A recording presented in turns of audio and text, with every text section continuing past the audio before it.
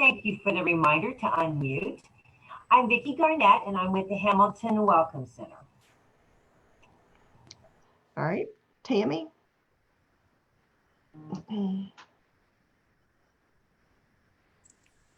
I'm finding that the spacebar doesn't work on an iPad. Yeah, me too. But I'm Tammy Walton of the Greater Hamilton Chamber. Nancy. I'm Nancy O'Neill with the Greater Hamilton Chamber. Anne, welcome. We're glad to see you inside. I know, I was going to say, usually I'm the one in my car, so I'm sorry if you don't recognize me, but my name's Ann Arnett, and I'm with Gateway Springs Health Campus. Aaron. My name is Aaron Gardner, and I am an intern for the Greater Hamilton Chamber. All right. And Tiffany? Hi, I'm Tiffany Grubb with the Greater Hamilton Chamber. All right, so welcome everyone. So we got everything ready on Facebook Live. We ready to go? All right. Yep, we're up and Byron, good. it's all up to you. Great, thank you. Aaron, just by the way, if you have a microphone, it is extremely soft. So whenever you do speak up, would love for you to be able to project so we can hear you well. At least on my end, I couldn't hear your other than just your name. So, and thank you. I appreciate the opportunity to be here and to connect with you this morning. Let me share this screen and we'll kind of work through this presentation. So, so 3 easy steps to get your business back on track. And what I'm hoping is, even with the fact that we have individuals from the chamber here, that you'll be taking notes, and this may be stuff you can just quickly share with somebody else. This is actually taken from a book. I love reading business books and then taking those ideas and putting them into practice.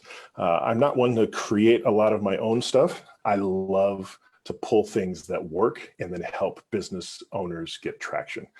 So that's really, as we're talking about this today, and I'm going to figure out how there we go. Just a quick introduction about myself. Byron Skaggs with Infinite Ping. I'm a hostage negotiator, and I love helping successful business owners free themselves from the tyranny of their business. That's really, for me, what it's about, is helping them get clarity, accountability, and then the results that they want in their business. So this particular book is called Fix This Next. And the whole idea behind this, Mike Michalowicz says, this is a way to instantly pinpoint and fix your most vital business need right now. So I'm going to tell you right up front, you could literally walk away at this moment and you have the 3 easy steps. We'll talk about it a little bit further, but here's where we start. 3 easy steps. First is assessing your business, and then it's applying the fix. And then the third thing is find the next challenge.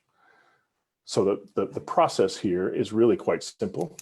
And yet what happens is most entrepreneurs, most business owners are constantly trying to fix something, but they're usually going with either their gut, which is either one, well, it could be indigestion, or it has the potential to literally be an emotion that doesn't actually get them in the right direction they're wanting to go anyway.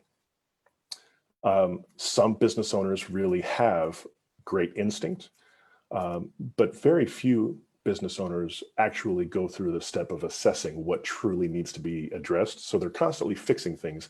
They just are not necessarily fixing the most critical thing, the most vital need at that time. So here's where I want to be able to pull up this little piece of paper that I asked you to grab. Grab a piece of paper if you don't have it. And somewhere on that paper, just write like an A and circle it.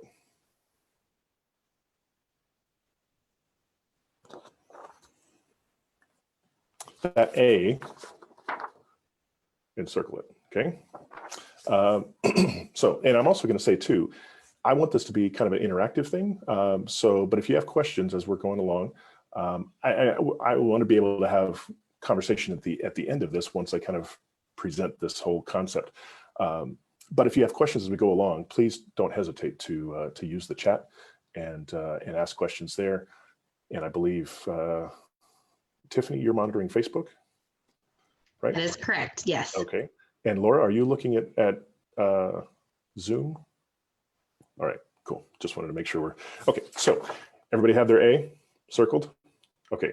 Next thing is to take and go from that little circle that you've drawn out and just run just 3 arrows randomly. Do not follow my pattern, just randomly 3 arrows coming off the A.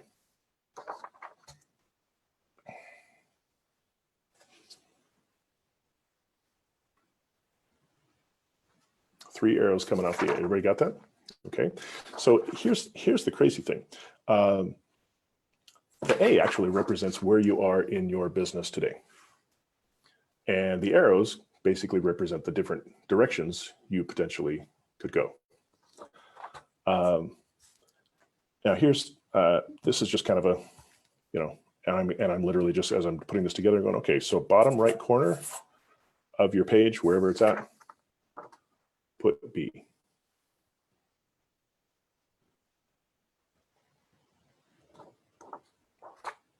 Just bottom right corner.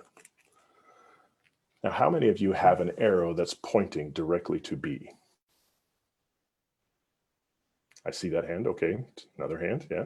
Okay. Anybody else? I saw 2. I'm not sure. I'm going to make sure I got. Okay. So here's the idea. Oftentimes in business, we are at point A, and the actual goal is to get to point B. But we're trying all these random things. And for those of you that said, oh, I have an arrow that's pointing to point B, you're actually the most dangerous in the bunch. Because you know what that means? You think you got it right. And so your instinct will reinforce the notion that you can continue to run with instinct. But oftentimes, if you have an arrow that goes that way, you actually are going to hit another A at some point, another challenge, another critical moment of crisis. And off of that, you may find yourself going a completely different direction. And yet you've already reinforced in your mind that you're somehow going the right direction, and now you're struggling. So the whole point behind what we're talking about today is how to get beyond this notion of kind of a craziness and guessing which direction we need, to go to get to the actual goal, and helping us move there in an intentional fashion. Does that make sense? Okay, crazy little illustration, but hopefully that's helpful for you. So here's the thing. In this process, we have Maslow's hierarchy of needs. If you're familiar with Maslow's hierarchy of needs, it's something that's been around for a very, very long time. And it's this notion that, physiological needs need to be met before you have safety needs, your belongingness needs, your self-esteem, and then your self-actualization. So in this process of hierarchy of needs, if you are missing air, food, water, shelter, sex, or sleep, you're not going to care about love and friendship and community. You're going to care about getting air, food, water, the most vital things for your own survival. Once those things are addressed in life, then you can begin to address issues of safety and security and health and environment. And then you move up in the process of Maslow's hierarchy of needs. Most people are familiar with this. This is a pretty common, this has been around for a long, long time. What Mike Michalowicz did is he took this and said, all right, we're going to talk about the business hierarchy of needs and address this in a very similar fashion. What you need to have in your business core needs, and at the very base of your process is the process of sales, the creation of cash. You have to have that in order to do anything else in your business. That is your air, food, water, sex, shelter. After sales, you have to establish profit. Once you have profit, then you can begin to create order. This is where sometimes people get confused, because sometimes they think they need to create a whole bunch of systems, and they spend an entire amount of time creating systems, and their business literally dies because they've never got a sale. Sometimes people love to spend so much time designing a website, building all this other stuff, getting all this other stuff going, and they've never had a sale. Their business will die. So it's really important to generate sales before you spend an enormous amount of time on systemizing everything else. Yes, you do have to have some order. And I'm not saying that this is a one and only, like you go up the pyramid and that's the only way up. But this is a quick way to be able to assess this. Sales, profit, order, then you're looking at impact and legacy. In the process, then, you ask yourself 5 questions, or you review 5 statements. And in the sales, profit, and order, that is the section of the business hierarchy of needs where you are getting things into the business so that your business survives. Impact and legacy become the things that you give back to the community, that you give back to, whether it's your family. It's what is actually perpetuates the business ongoing. But if you do not have the ability to get things into business, get your sales, get the profit, get the order in place, you will never achieve impact or legacy. It's just not possible. So in this process, the very bottom, the sales, you look at these questions right here, these statements, lifestyle congruence. So lifestyle congruence, and I'm just going to kind of talk these through real quick. Lifestyle congruence is, are you essentially living on a wine budget with a wine lifestyle with a beer budget? Are you living beyond your means of what the business can do for you? That's one of those major points of question. If you feel like, yes, my lifestyle is in congruence with what the business is actually providing, then that's a check mark and says, yes, that's been satisfied. Are you attracting prospects, the right kind of prospects? Is that prospect attraction process, is that an ongoing thing? That's one of those questions. You say, yes, okay, it is, or no, I'm not drawing in the kind of prospects that I need. The client conversion. Once you have your clients, are you converting them? Once you have your prospects, are you converting them to clients? So it's the question of, do you have a good conversion process in place? Are you putting things in place so that your clients are automatically turning back around and, they were once a prospect and now they're a client? If you have that, you check yes, and, just check the box. Once you have your clients, that's not the end of the job. The end of that just starts the process of delivering on your commitments, the things that you've promised that you're going to do. So delivering on the commitments of your business, whether you're delivering a product, whether you're delivering a service, whatever that might be, are you delivering on those commitments? Again, that's a check mark, yes or no. Finally, are you collecting on those commitments? Are people actually paying you what you've agreed to? Are they paying you in a timely fashion? All of those kind of questions about collecting the money back for the services or products that you've delivered. Those 5 questions, the ones that are currently working in your business, you check those off. If there's one that's missing, you leave it blank. Any questions at this point? It's just a real quick assessment to look at and goes, this is under sales, lifestyle, prospect, client conversion, delivering on the commitments, collecting on the commitments. Once you go, this is kind of a quick assessment. So once we go through those 5 questions, you look at the 5 questions for profit. It's debt eradication. Debt will kill your business.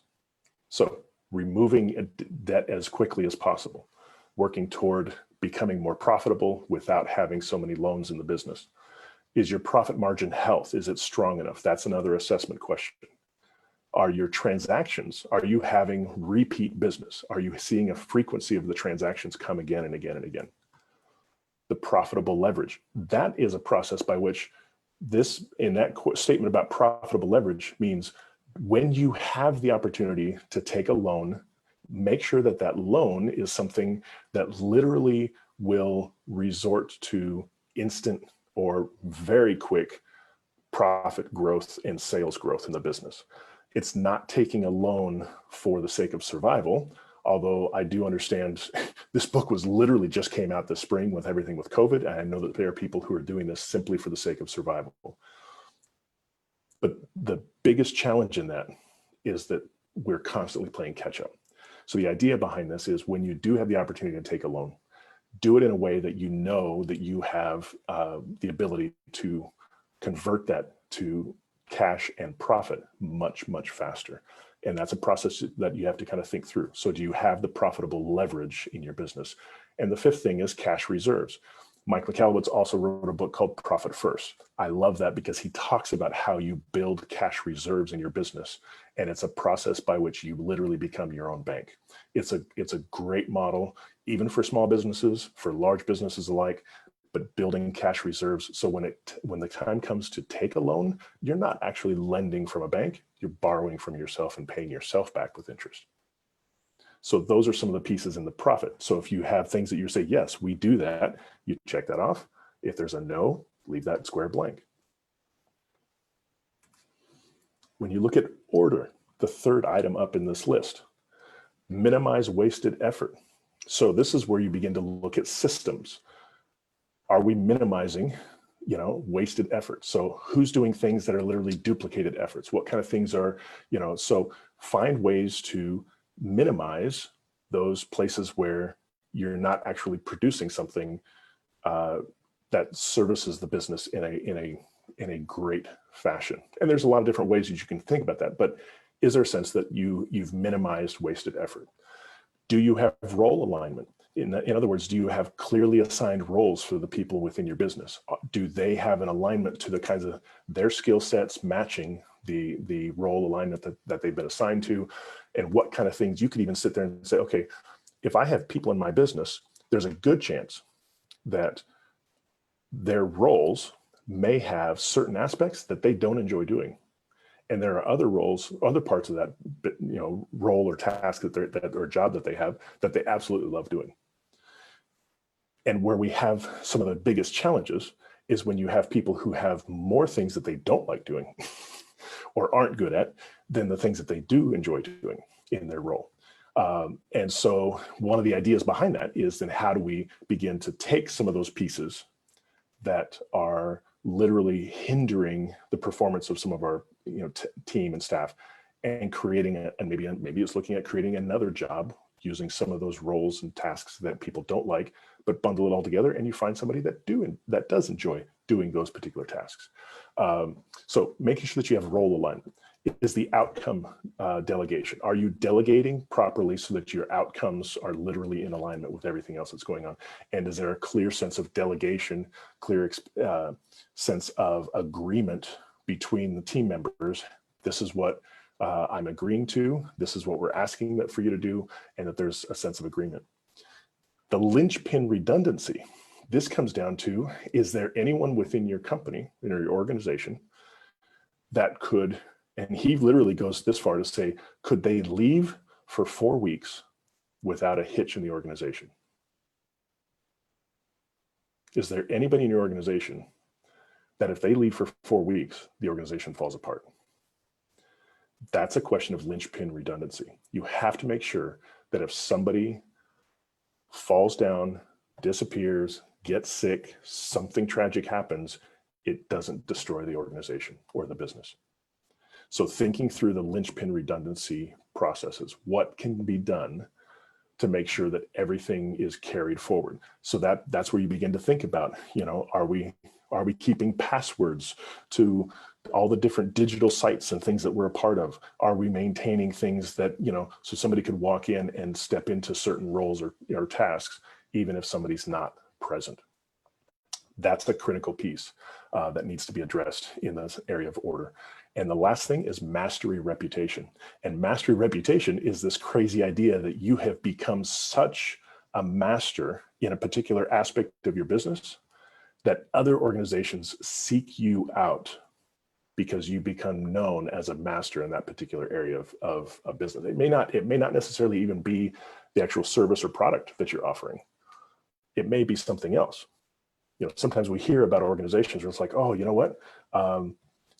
Such and such organization, they may be, I'm just going to pick a really big one and just say, okay, maybe it's Walmart. But all of a sudden we've discovered that Walmart is a master at logistics because of the way that their warehouses operate. It has nothing to do with the store, but their back operations in warehouses and their logistics. So then you have classes of students say from a business school, who will go and observe because that organization has become a master in logistics. That's what it means to have mastery reputation. Are there things within your organization that you've become known as the go-to to seek resources and ideas for how to improve other businesses, other organizations? So again, business vital needs. If you have an area in here where you're saying, yes, boom, we do that. If you're saying, no, I'm not quite sure, we haven't fully figured that out, then you leave it open. Moving up into the impact area, this is where you begin to look at, okay, so what are we giving back to the community? So the transformation orientation, this is where the business begins to realize they're not about just getting, they become a steward of what they have, and they're now beginning to transform their mindset to being more outward focused. It's a mission motivation. They begin to look at the mission that has been driving them as an organization and articulating that more clearly and finding ways to let people know in the community, this is the mission and the motivation that we have. The dream alignment. So that's beginning to talk about the vision, the things down the future. What do you want your business to look like in 50 years? What do you want your organization to look like in 100 years? Those are questions about dream and focus and direction, all the way down so that you can get to a B, even if you're way back in the early stages of an A. Then there's the feedback integrity. So that's where you begin to work with organizations. You get the social feedback, you get things online, you get customers or clients, you get people in the community who come back and say, yes, we want to we want to give feedback, and you're listening to that and you're working through that. And then the last one in this area is the complementary network.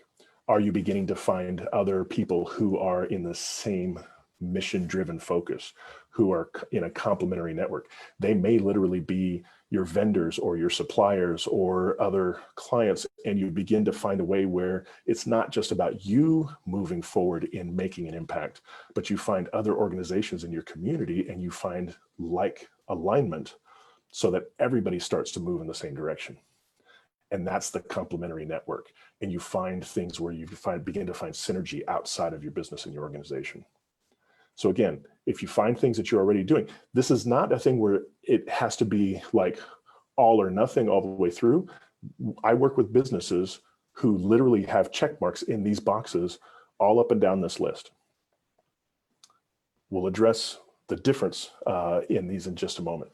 So if you have things, if you feel like your organization is missionally motivated, put the check mark there. If you've got the vision and there's alignment for there, then go ahead and mark the dream alignment. If there's something that you're going, yeah, no, we're not quite sure that we're there yet, then you leave that open.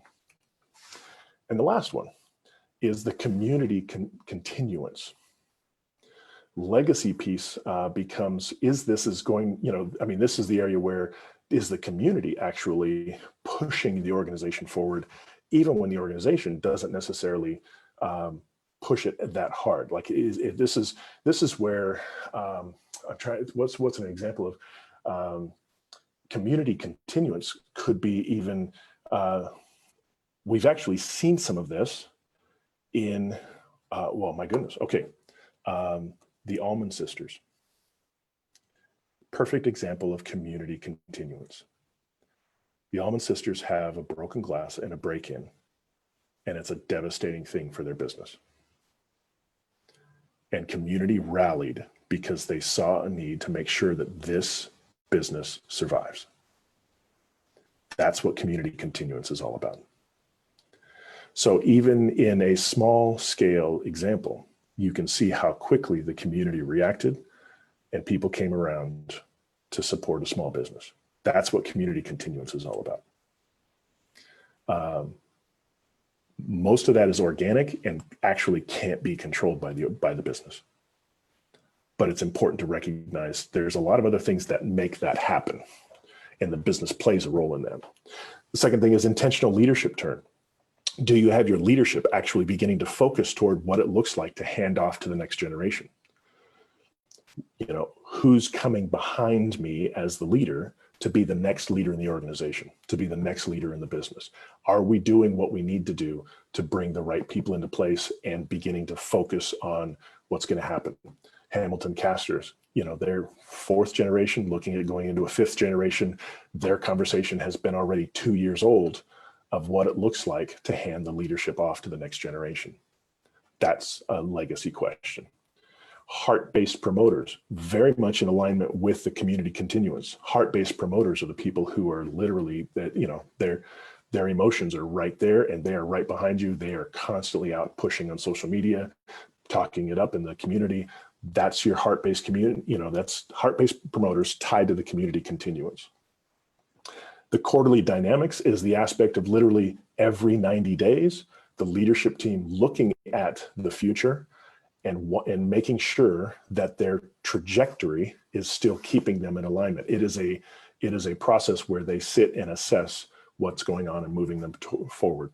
And the ongoing adaptation is literally then seeing what's going on in the community, seeing what's going on in the environment, in the work environment, in the business environment, in the community environment, and making the adaptations necessary to continue to keep the ship moving in the right direction, to keep the organization and the business moving in the right direction. So I know I'm running through this really, really fast, but these are the 5 questions in each of those areas. The question then is, if you literally look back over that list, where do you have a box that is still open at the lowest level? So some people may have a box open in sales, which is the lowest base level. Some other businesses may have all of those checked off, and that's perfectly fine. And there may be a box open here. The question is, what is the current core need at the lowest part of the triangle of the business hierarchy of needs, where you still have a box open? And that vital need, one of these particular boxes, that's the vital need. And all of a sudden you've realized that's what we have to fix. So it's quickly looking at a little pyramid, and Mike McCallum, it's actually, there's a 1-page description of this with those questions all on 1 page. You could literally pull it out, look at it, go through a real quick assessment, look at it and realize my current core need is blank, with the vital need of one of those 5 areas. Just to give you an example, and this works across businesses of all sizes. One of my current clients is a company with 450 employees. And we sat down and we were talking about this because they were literally at a point of crisis, like many other businesses are in this time. And when I first presented this idea, he goes, "Oh, I know exactly where we're at." I said, "Really? Tell me what that is. Where would you be?" And he knew for a fact that he was having problems in order. And that was the initial area. So when we actually walked through the actual assessment and I asked him these 5 questions or 5 statements to check off, what he discovered was that it actually had nothing to do with order. It had everything to do with the fact that his organization was not collecting on commitments. They had an incredible amount of money that were still out with clients that had not been collected on. And when he saw that and realized, oh my goodness, it has nothing to do with organizing my business. It has everything to do with collecting the money for services we've already rendered. And that model for them had never been actually addressed. And so we began working through, what does it look like to take your current sales team and help train them to become more effective in collecting on commitments, because he didn't even have a collections team. And all of a sudden he realized he needed to have a sales team go back out and say to the people who were their clients, we know things are tough, but we do need to know how much can you begin to pay us, because we have our own obligations. In 2 weeks' time, he was developing collection systems to bring back money into the business to pay off their own debts. It's been a phenomenal turnaround in the last month, because all of a sudden he had clarity around what he needed to do to make and allow his business to survive. He was worried about order. He was worried about trying to figure out how to, basically, what do you call it? Rearranging the deck chairs on the Titanic. He was working on order when he had no clue that he was taking on so much water that his business was going under. Until we sat and looked at this, and literally, happened so fast that he realized that he saw exactly what his core need was, and the vital need was collecting on those commitments. So then I sat with him and we worked through this little process of specifying the goals. And that was, what is the objective to satisfy that core need, that vital need? So in his case, it was debt collection. He needed to collect on those commitments. We had to establish clear measurables. What are you actually measuring? Then the evaluation became a weekly accountability check-in. Are we actually doing this? Are you connecting with the right people? What is going on? And then nurturing the process began to create a cycle by which this is something that never happens again. So you find your objective, you clearly state and specify with great specificity what the objective is. You begin to establish the metrics by which you're going to measure those things. Then you evaluate whether you're actually measuring well and whether you're actually achieving those goals. And then the nurture process begins this process of looking at making it a process that is repeatable in the organization.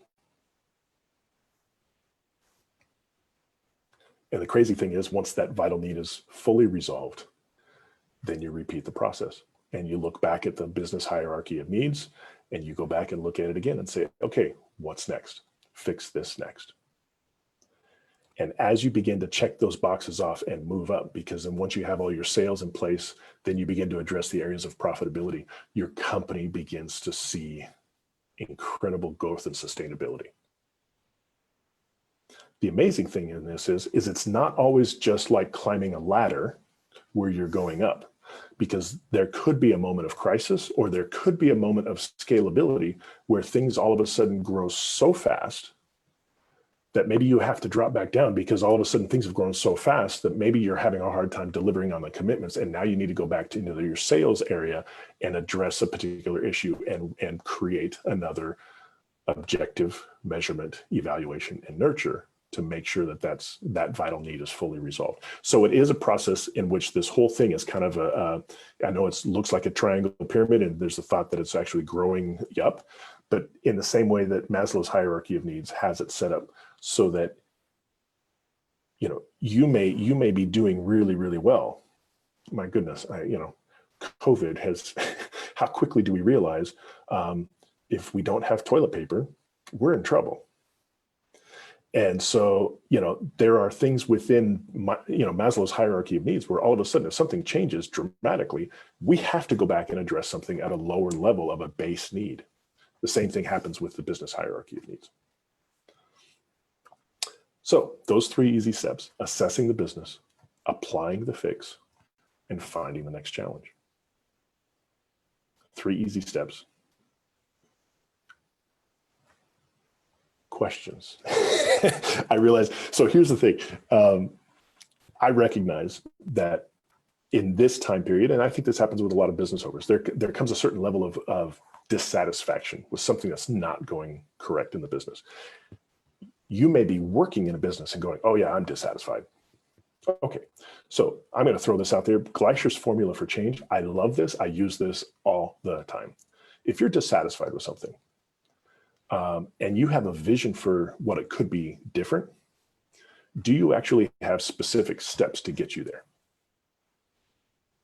So this is one of those things where you have to have a level of dissatisfaction multiplied by the vision, multiplied by the first steps. Those 3 things must be in place in order to be greater than the resistance to change. So this is an organizational thing that kind of throws it out there, but it's also for business owners. It's also for people in any kind of organization.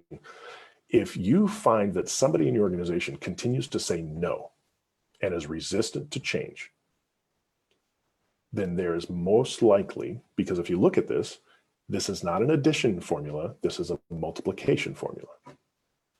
So what happens if you have a 0 for vision? You may have all the clear steps you want and you may be dissatisfied, but if you have a 0 for vision, it equals 0 on that side, and you will never overcome resistance to change. Anytime there's a 0 on the left-hand side of this formula, there will never be change. The resistance will always be there, and the resistance will be greater than any factor for change. Oftentimes what I see in businesses is it's in the area of next steps, the articulate specific steps to achieve that process. That's most often the area where businesses will fail, because the business owner has the vision. The business owner is dissatisfied with where they are currently, but having clear, specific, articulate next steps and the accountability to get those things, if those things aren't in place, the change will not happen. So kind of throwing that back into, this also helps in the vision and those first steps. This all ties back into this business hierarchy of needs, helping somebody get real clear understanding of what their actual need is, and then developing the specific steps, the objective, the measurement, the evaluation, and the nurturing to make that happen. Okay, I was trying to blow through this really fast so then I could just sit back and ask, just give us a chance to ask questions or talk about it. I'd love to hear your thoughts. And if you see places where this might apply to your work or businesses that you're, let's not throw businesses under the bus entirely, but if it's something that you're connected with or that you would like to talk about, I'd love to hear or answer questions or talk.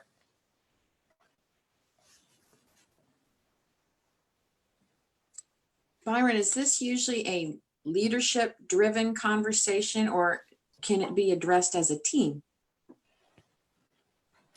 I would certainly advocate for this being something that's addressed as a team. This is something where I think it, if you have something within your team, if I would, there's part of me to say, I would think that hopefully the team would want to be able to say, we need to address some things. We're seeing a particular challenge here.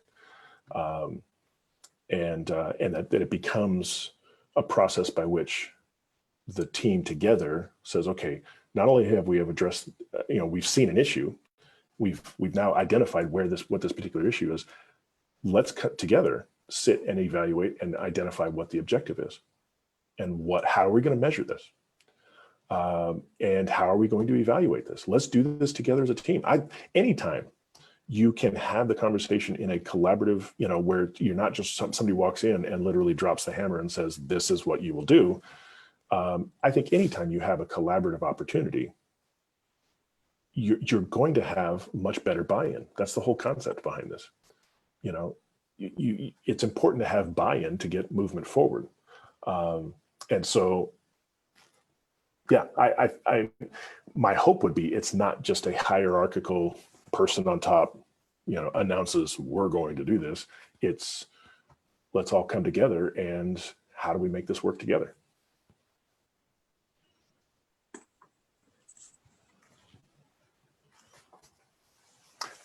I typically work with the business owners. So that's,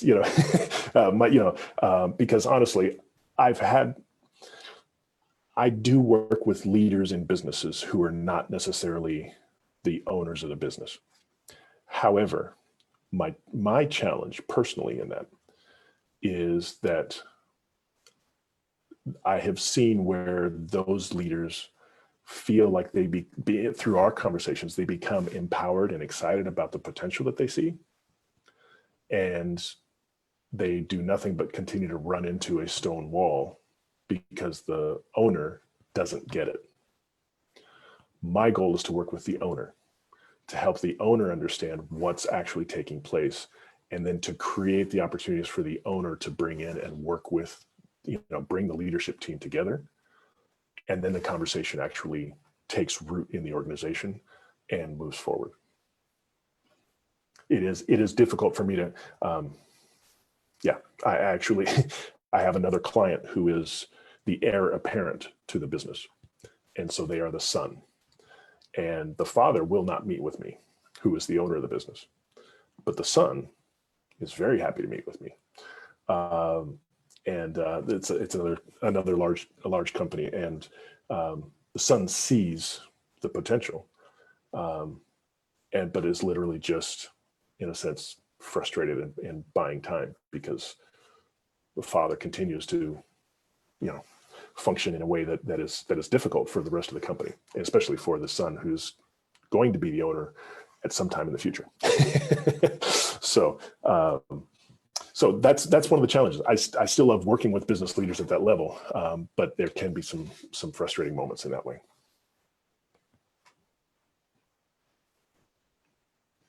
Other questions?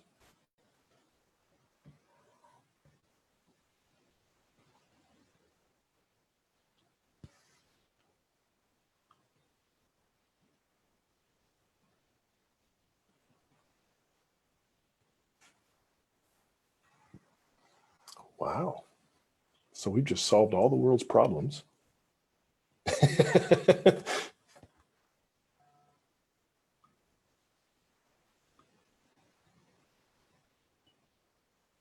And I'm scrolling back through. Hi, Joe. I'm seeing him looking at.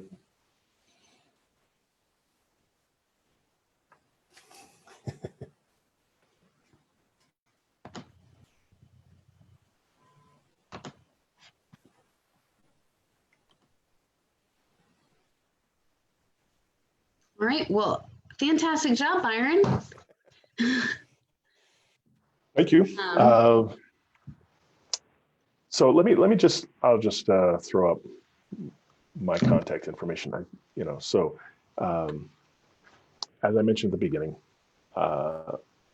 my goal is to help promote and create clarity in organizations, help to identify ways to hold businesses accountable, business owners, leaders accountable to the things that they want to get done, and then finding the results. And oftentimes, if an organization is not finding the results, I love little formulas like this, but if they're not finding the results they want, it's 9 times out of 10, it's either a lack of clarity or a lack of accountability. And so I drill down on these things hard to help business leaders of any size organization get the results and get the actual impact and the legacy that they really want to have in their organization. So if you know of a business owner who is trying to figure out how to get to that next level, I would love an opportunity to have a conversation with them. I am spending more and more time at the Benison Events and Co-working Center, which is right in Hamilton on 3rd Street. And so great space to grab coffee, to sit and have a conversation. I'd be very happy to meet with people there, or we can do it over Zoom or over phone. Great. Well, thank you so much for presenting today. And we have the conversation with you. Is that next week? It's coming up. I believe it's 2 weeks. 2 weeks. Right, Laura? Laura? Hopefully. 18th, 2 weeks. And that's a completely different book. So. Okay. Great. So we'll see you then. Thanks so much. And thanks to those who tuned in today. We'll be back next Tuesday at 9 a.m. For coffee and conversation. So you can register for that at hamilton-ohio.com. Thanks. See you later, guys. Thank you.